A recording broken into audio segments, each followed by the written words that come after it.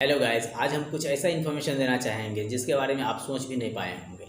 आज mutual fund में कुछ चेंजेस आए हैं। बहुत सारे ऐसे फंड हाउस हैं जो बहुत सारे कुछ चेंज कर चुके हैं। अगर आप इन्वेस्टमेंट करना चाहते हैं, अगर आपके पास में 500 और 1000 रुपया नहीं है, तो मैं ऐसे मिनिमम अमाउंट की बातें करूंगा जिसे आप सोचकर यकीन नहीं कर पाएंगे कि इतना भी कम अमाउंट इन्वेस्टमेंट हो सकता है या नहीं हो सकता है। पहले ऐसा कुछ था कि कम से कम 500 रुपये हम इन्वेस्टमेंट कर सकते हैं किसी फंड में हम 1000 रुपये मिनिमम इन्वेस्टमेंट कर सकते हैं। बट अभी कुछ फंड हाउस ने लेके आया है ऐसा इन्फॉर्मेशन, सुनकर आप ऐसे बेहद खुश हो जाएंगे दोस्तों। बहुत खुशी होगी कि चलो, जिसके पास में इन्वेस्टमेंट करने के लिए पैसे नहीं हैं वो भी कुछ पैसे बचा सकते हैं अब, और अपना इन्वेस्टमेंट ऐसे शुरू कर सकते हैं। चलिए हम बातें करते हैं कौन सा फंड हाउस है, किसने ये बड़ा सा चेंजेस लेके आया है म्यूचुअल फंड मार्केट में। तो बात करते हैं कि अब हर कोई करेगा म्यूचुअल फंड में इन्वेस्ट। हम बात कर रहे थे Navi technology. Sachin Bansal, founder of financial service group Navi technology, ये अनाउंस किए हैं कि बहुत सारे ऐसे फंड हैं जो कि 500 रुपया मिनिमम अमाउंट इन्वेस्टमेंट का था, और कुछ ऐसे फंड थे जिसमें 1000 रुपये मिनिमम अमाउंट इन्वेस्टमेंट का था। बहुत सारे फंड का नाम इसने बताया है, मैं एक एक करके आपको भी बताऊंगा।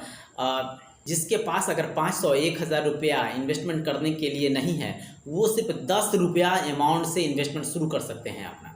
चलिए हम बातें करते हैं कौन कौन से ऐसे फंड है जिसमें 500 रुपये मिनिमम अमाउंट था, और कौन से ऐसे फंड है जो 1000 रुपया मिनिमम अमाउंट था इन्वेस्टमेंट का, जहाँ पे 500 अमाउंट को भी रिड्यूस करके 10 रुपया कर दिया गया है, और 1000 रुपया मिनिमम अमाउंट इन्वेस्टमेंट करने का जहाँ पे था उसको भी रिड्यूस करके 10 रुपया कर दिया गया है। दोस्तों, कुछ ऐसे फंड हैं जिसका अभी तक ऐसे अनाउंसमेंट नहीं हुआ है कि इस फंड में ऐसे 500 रुपया इन्वेस्टमेंट करना है या 10 रुपया इन्वेस्टमेंट करना है हर महीने।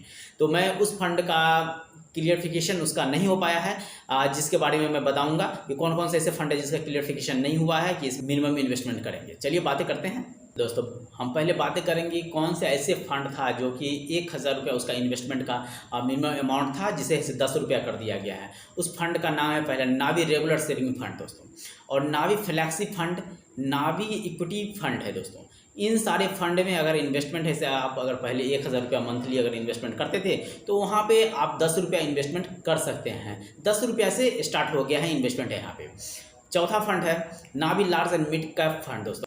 मैं ये जो 4 फंड बताया हूँ, इस फंड में आप पहले 1000 रुपया मिनिमम इन्वेस्टमेंट करते थे, मतलब SIP के थ्रू जो भी आप इन्वेस्टमेंट करते थे उसका मिनिमम अमाउंट था 1000 रुपया।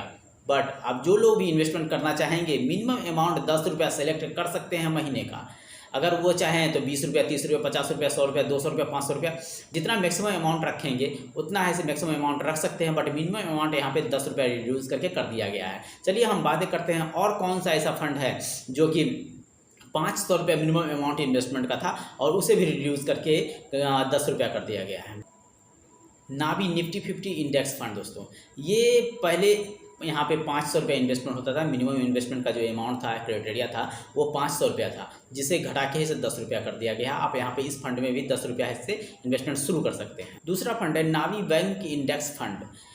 ये फंड में भी आप चाहेंगे तो 10 रुपया से स्टार्ट कर सकते हैं दोस्तों। मैं जितना भी फंड है 1000 रुपया से भी और 500 रुपया से भी जो भी रिड्यूस करके 10 रुपया पे लाया गया है, सारे फंड का एक एक करके ऐसे डिस्क्रिप्शन में या फिर मैं यहाँ पे स्क्रीन पे मैं सारे फंड का ऐसे नाम ऐसे लगा देता हूँ। अगर आप चाहें तो यहाँ पे देख कर उसमें सेलेक्ट कर ले कौन कौन से ऐसे फंड हैं जो 10 रुपया से इन्वेस्टमेंट शुरू हो सकता है। तो आप वहाँ पे इन्वेस्टमेंट अगर करेंगे तो सिर्फ 10 रुपया से मंथली इन्वेस्टमेंट शुरू कर सकते हैं।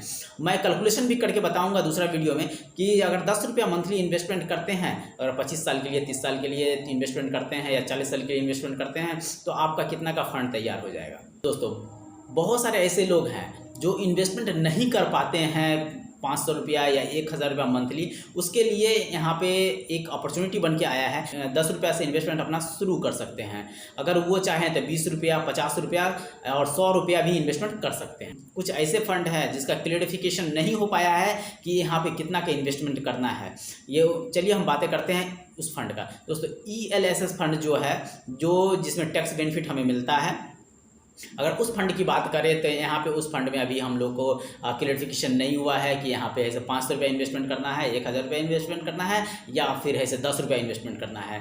मतलब आप ये सोच के रखें कि जो हम पहले इन्वेस्टमेंट करते थे 500 रुपया या 1000 रुपये, जो मिनिमम हमारा इन्वेस्टमेंट का ऐसा क्राइटेरिया था, उतना हमें इन्वेस्टमेंट अभी भी करना पड़ेगा। अगर हम उससे कम करने का सोच रहे हैं अगर उस फंड में, तो अभी ये संभव नहीं है। इसीलिए हम अगर 10 रुपये इन्वेस्टमेंट करना चाहते हैं, 20 रुपये इन्वेस्टमेंट करना चाहते हैं, या फिर ऐसे 50 रुपये इन्वेस्टमेंट करना चाहते हैं, तो मैं जितना फंड का नाम बता रखा हूं या मैं स्क्रीन पे मैं लगा के रखा हूं, अगर उन सारे फंड में आप इन्वेस्टमेंट करते हैं तो आप 10 रुपया से मिनिमम इन्वेस्टमेंट शुरू कर सकते हैं। तो मैं आप लोग के लिए नया नया न्यूज़ लेके आता हूं म्यूचुअल फंड से रिलेटेड। अगर मेरा म्यूचुअल फंड से रिलेटेड सारे वीडियो अगर अच्छा लगा हो तो मेरे वीडियो को लाइक करें, शेयर करें, सब्सक्राइब करें, बेल आइकन जरूर दबाएं ताकि मेरा कोई भी नोटिफिकेशन आपसे मिस ना हो दोस्तों। थैंक यू, धन्यवाद।